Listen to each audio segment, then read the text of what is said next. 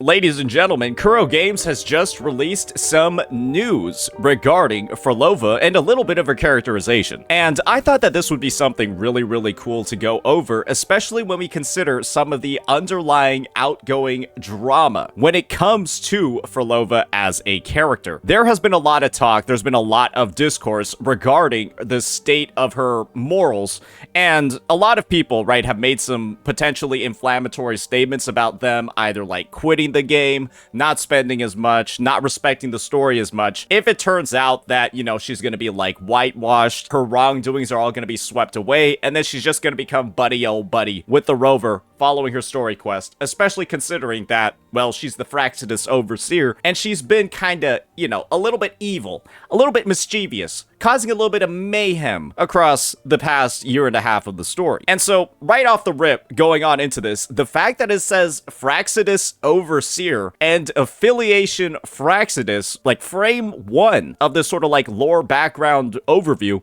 kind of gives me a lot of hope for what her integration is actually going to be. So with that, let's go ahead and let's keep reading to see if there are any more clues that we can have regarding what her characterization is going to be. She walks. Whenever a concert ends, people swarm around Phrolova, chanting her name, pen and paper in hand. She responds with silence, but her silence can never dissuade die-hard fans from following her.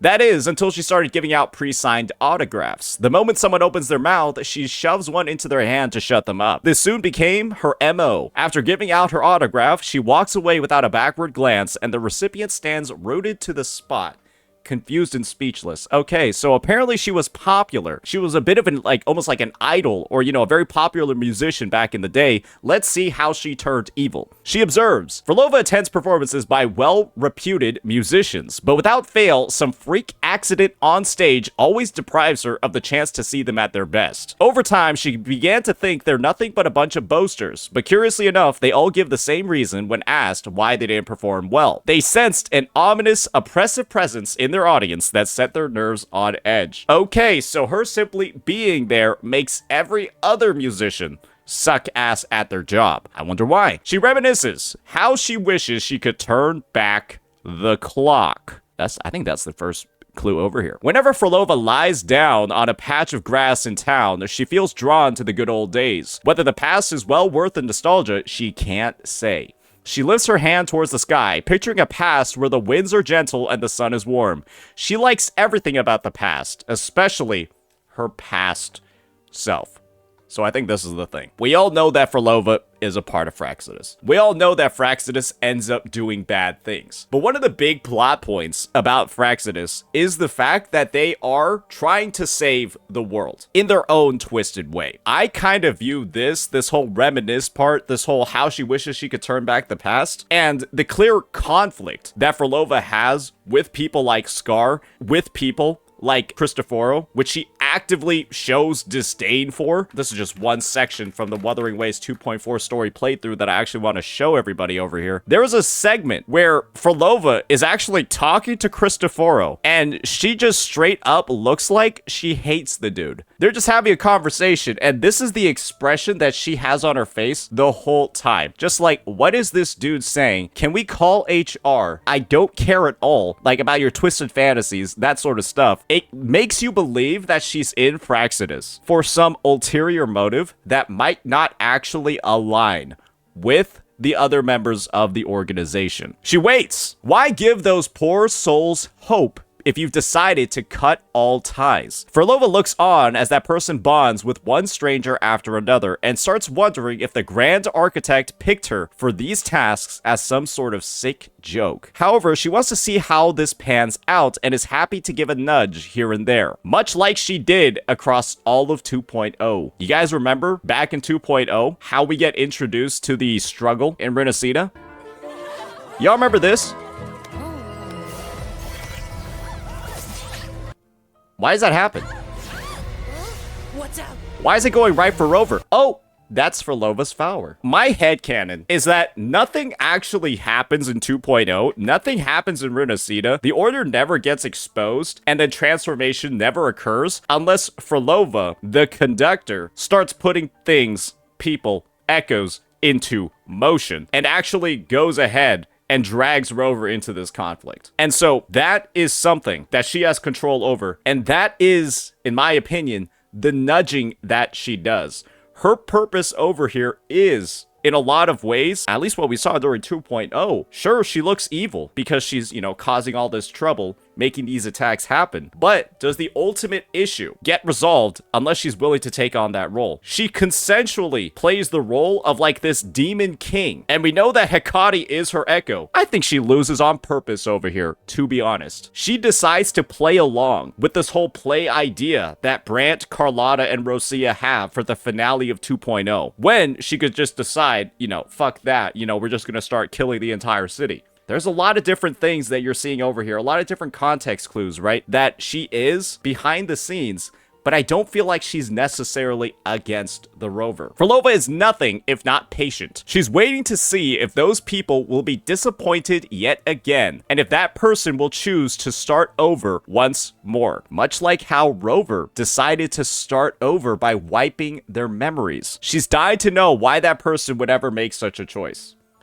Guys, I think that person is Rover. I think that Rover is actually the person that has gone ahead and told her to do these things. Rover might actually be the Grand Architect of Fraxidus, or the Grand Architect is somebody that Rover knows and appointed. The fact that she has this line about that person who chooses to start over again, I think it's obvious that Rover is involved over here. If they are the Grand Architect, cool. If they're not, I'm pretty sure the Grand Architect is somebody that Rover appointed. Because Scar has said in some of the earlier story quests, once you know everything, you will come join us. Right? Way back in 1.0. And so, there is sort of like that underlying connection over there. The Resonance Evaluation Report. Okay, this is gonna be this might be a little bit jargony, but we'll see how crazy it is. Resonator Phrolova's awakening occurred at the time of her death.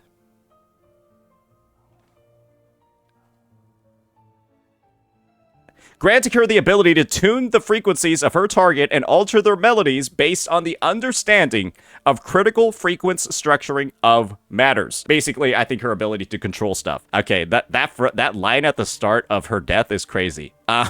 The strength of such tuning ability is proportional to her physical condition. Well, she's dead.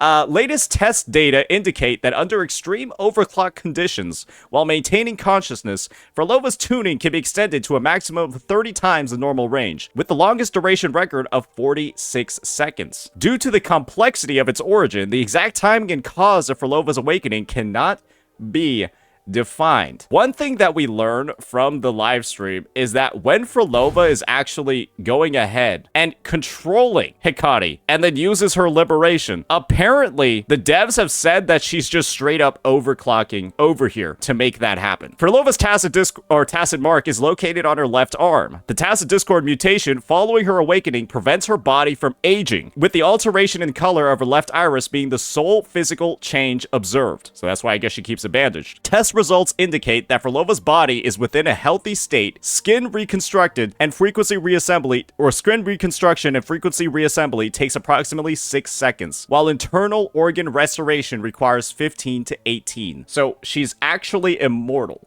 She doesn't age, and she regenerates within 18 minutes, I guess, after being turned into dust, or like a paste. No fatal weakness has been found as of the writing of this evaluation. I think this might actually mean she's one of the strongest people in lore. Straight up, she's like undead, immortal, doesn't age, and can just regenerate within 18 minutes. This reads like Deadpool, if we're frankly being honest. Examinations reveal a large mass of chaotic frequencies housed within Phrolova's body, estimated to be around 1,000. The exact quantity remains undetermined. Further experiments confirm that these frequencies have no negative impact on her body or resonance ability. Such frequencies are deemed of zero significant value and are only related to Phrolova's mental fluctuations. Analysis of test samples has revealed a consistent flat Rabel's. Okay, that's just a bunch of fucking. Okay, she's a mutant resonator. Very cool. Mutant resonator. She's immortal. I think she's a I think that's why she's red. She's a Deadpool reference as well. That's why I guess she has like those two different liberation casts. I think they showed it off over here. One where she's happy and one where she's sad. when you have like a different combination of notes that are sadder, she has like a sad one. That's kind of like how that lore is getting put into her actual kit. Pretty good job over here. Resonator Phrolova's waveform graph displays sawtooth and needle-like. Okay, we know that she overclocks during liberation, and apparently she just has Phi control because she's making Hikari do all that crazy stuff. After reading all of this, getting in depth with this entire lore breakdown, this is my take. She's somebody that's lived an extraordinarily long amount of time. She is functionally immortal. She regenerates immediately, and the only issue that she has is that her eye is like a different color, and I guess her emotions are a little bit out of order after being alive for this long. And she reminisces about the past, and she's constantly looking and perhaps thinking about ways to go back to the past when things were better, right? Because that's something that's straight up in here. And I believe that in her attempts to have a better, go back to a better world or advance the world to a better world, she's been a part of a lot of different organizations, a lot of different things. And Phraxidus is kind of like where she's landed her foot, because I guess they're one of the only organizations that actually has like the pull or like the motivation or the twisted desire to actually make change happen. And Rover is somebody that was, I guess, involved in her recruitment to Phraxidus, and that's probably why she's gonna end up becoming playable. Because we know that Rover's taken on a bunch of different paths in the lore. We know that they've restarted a lot of different times. They started Jinzhou, they started the Black Shores, and apparently, from what I'm reading from this, they also started Phraxidus. And so this is almost like, from how I view this, she almost seems like Camellia, but from the other side of the equation. And probably, as you can tell from, the fact that she's not crazy, a lot more mentally sane than Camellia. It'll almost be like, I guess, our introduction to Phraxidus from like a very aged person, but with a bit more like a coherent sense of storytelling. Because yeah, Camellia's cuckoo for Cocoa Puffs. I would say when it comes to her characterization and all of that, I don't think much is particularly going to change because,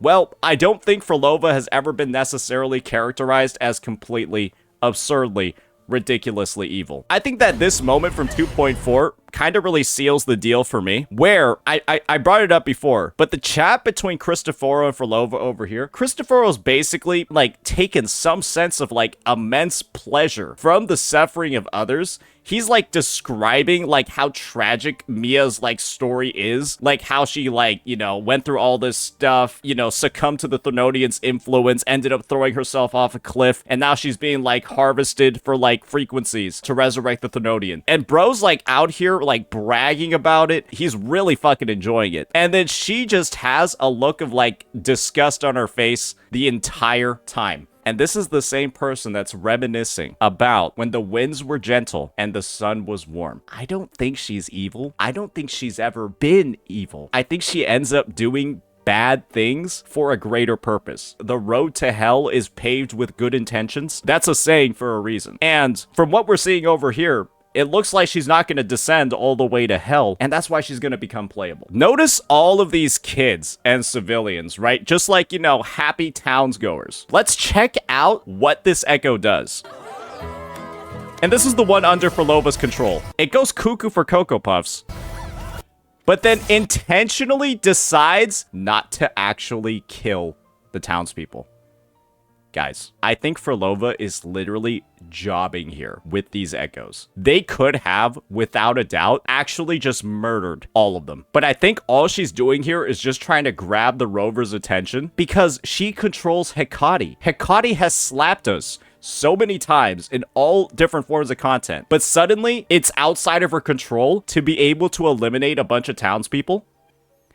If she was actually genuinely evil, guys, and these were under her control, she would have taken them all out. Nothing actually changes. Rover still has to deal with the issue. It seems like she's limiting the collateral damage to get her mission done. Because there's no way if she's actually buckled in, she doesn't end up getting them too. No way at all. According to her Resonator report, she's been alive for an extraordinary amount of time and has incredible control over her resonance ability. She's not out here swinging from 10 feet away unless it's clearly not her goal to cause as much destruction as possible. That's my entire take on this Resonator report. That's my take on her and the lore. I think that she was a pivotal part to 2.0, Resonator, the Order being dismantled for a reason. I think there's a good reason why this is the Phrolova story patch. And it's also the patch that we're gonna be fragging Fenrico.